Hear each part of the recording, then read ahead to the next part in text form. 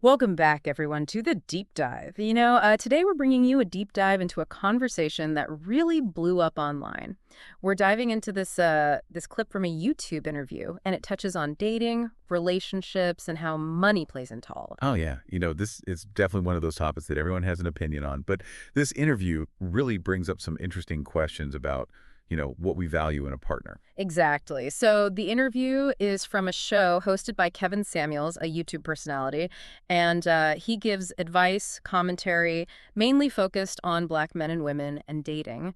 And what makes this interview so interesting is the caller. Oh, yeah. She's a 35-year-old Black woman who owns her own business. Interesting. And she called in to ask about when she should reveal her business to potential partners. Hmm. And what's interesting is she's finding that men who don't earn as much as she does often express interest in joining her business, Oh, wow. which isn't what she's looking for. Yeah, no, that's a whole other Yeah. dynamic. So we're already seeing a potential conflict between what she wants in a partner and what some men are seeking from her. Right. She's actually open to dating men who earn less than her, which she calls dating down.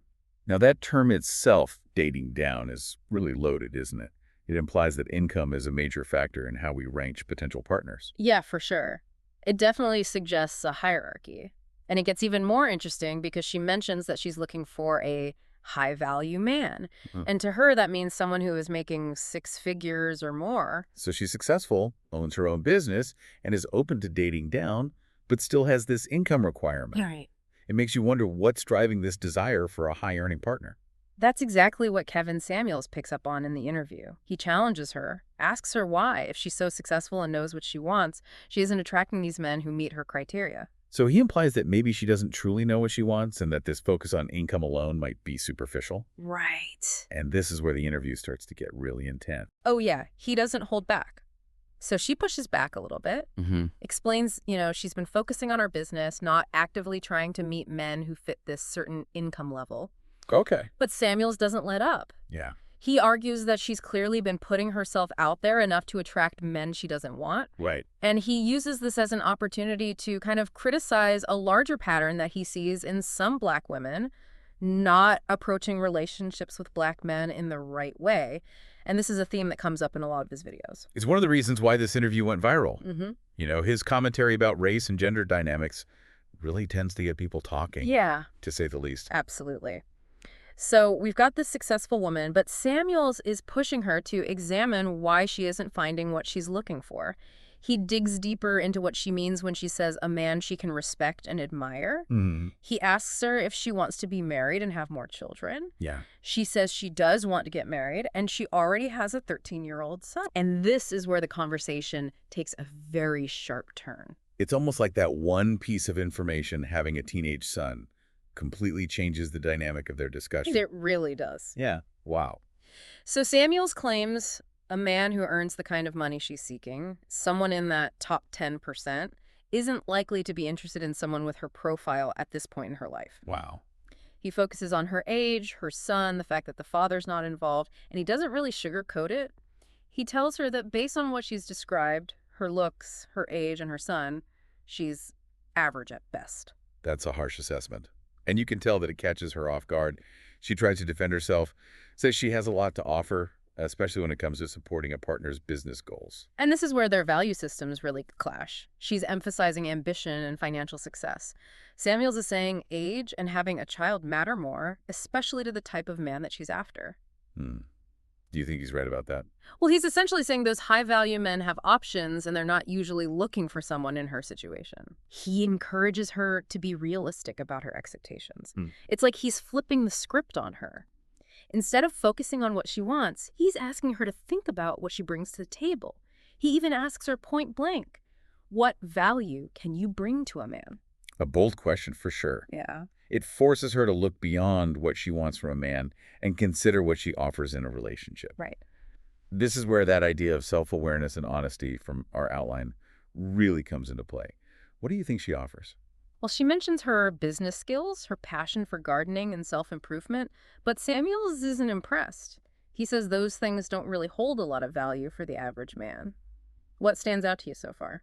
It's almost as if he's implying that, even though she's successful in her own right, she's still playing by rules that are set by somebody else. It's interesting you say that because that's exactly where he takes the conversation next. Oh, wow. He starts pushing her to consider whether her business success might be inflating her expectations in the dating world. He even goes as far as to suggest that, if she had a regular 9 to 5, she wouldn't have such high standards. And that's where I think his perspective on traditional gender roles really comes through. Right. He seems to be implying that a woman's value in dating is tied to her youth and appearance, especially when it comes to attracting those high-earning men. He even comments on her looks directly, says that, without makeup and styled hair, she's just average looking, and claims that high-earning men don't typically go for average women, especially if they're older and have kids. It's definitely the kind of statement that gets people riled up. Yeah.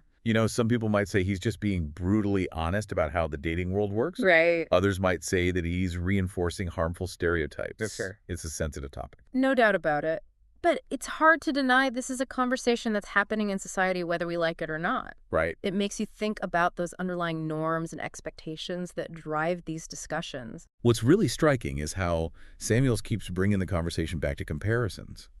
He keeps asking the caller to compare herself to younger, childless women, as if those women are inherently more appealing. Right. He keeps emphasizing that men in that income bracket have options, and it's almost as if they'd naturally choose someone who fits these traditional ideas of beauty and doesn't come with what he calls the burden of a teenage son. It raises the question, how much of this is about societal expectations and how much is about genuine preference? I'm curious, what do you think? Yeah. Are these men actually making conscious choices based solely on age and looks? Or are they also influenced by those deeper societal pressures and expectations we were just talking about? It's a really good question, and it's hard to say for sure, but I think this interview definitely makes you think about how those expectations impact our own self-perception and how we approach dating. But let's get back to the caller for a second. Okay.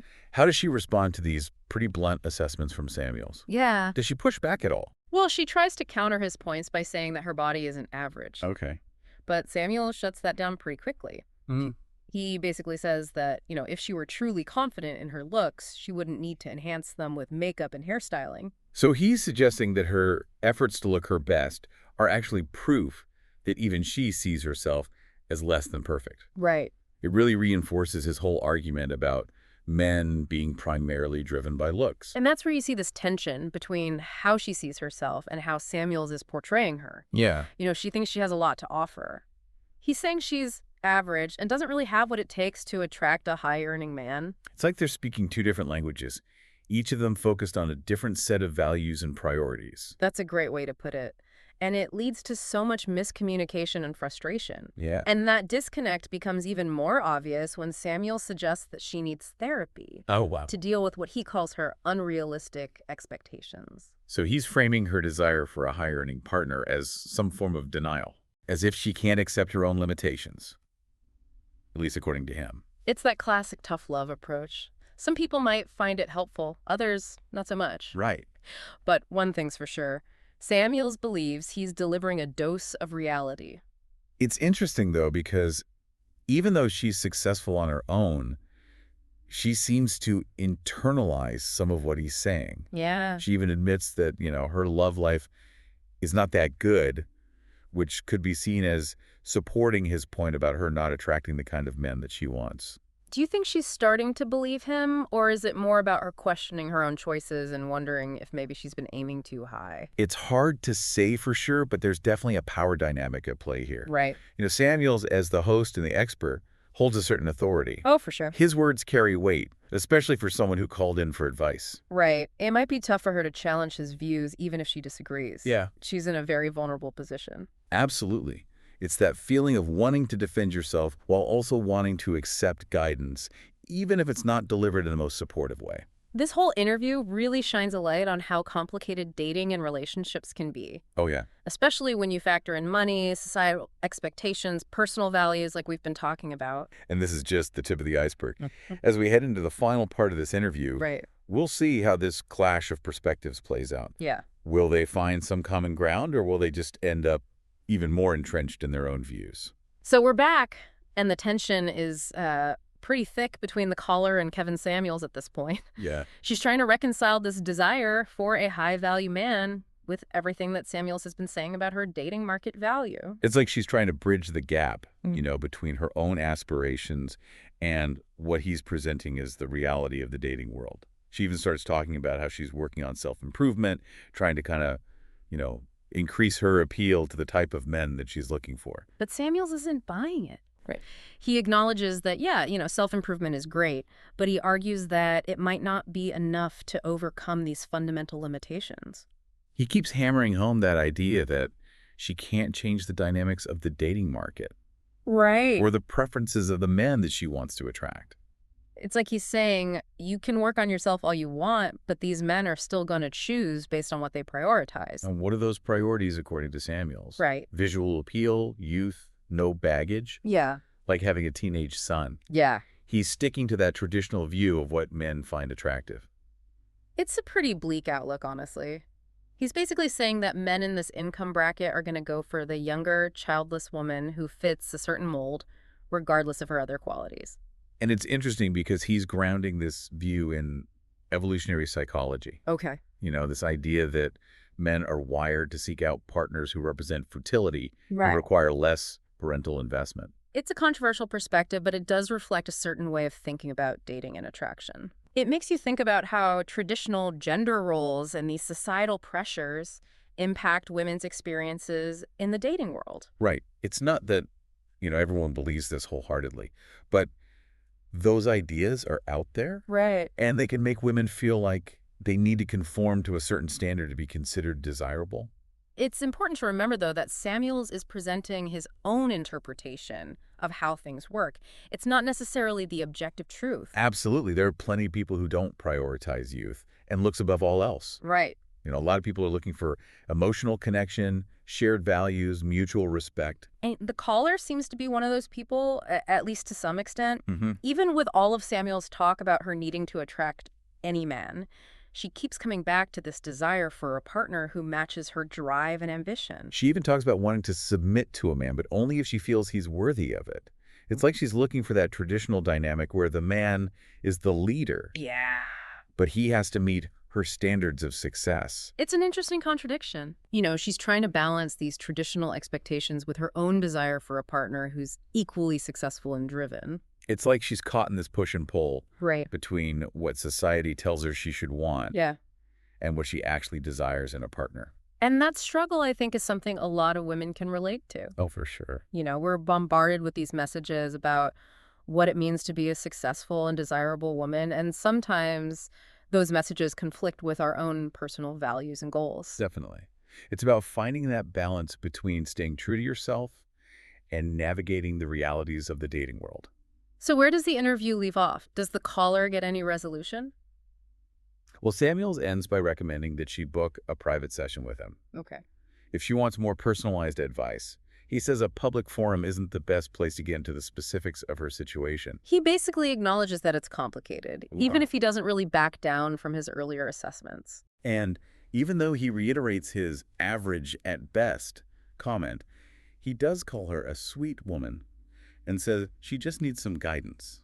It's not exactly a happy ending, but at least it's not completely dismissive. It leaves you with a lot to think about. It definitely does. This whole conversation, with all of its ups and downs, really highlights how personal and multifaceted dating and relationships are. There are so many factors involved. It's about so much more than just finding someone who meets a checklist of criteria, whether that's financial success or physical attractiveness. It's about figuring out what you value, what you bring to the table, and finding someone who complements you and shares those values. It's also about being open to challenging your own assumptions and expectations, even if it's uncomfortable. This interview, with all its controversy and conflicting viewpoints, encourages us to do exactly that, to examine our own ideas about what makes a high-value partner and recognize the complexities of navigating the dating world. And as we wrap up this deep dive, we want to leave you with this question. Beyond financial success, what qualities do you consider to be essential for a fulfilling relationship? What values do you prioritize in a partner? We hope this conversation has sparked some reflection and maybe even some healthy debate. Thanks for joining us on this deep dive. We'll catch you next time for another exploration into the fascinating world of human behavior and relationships.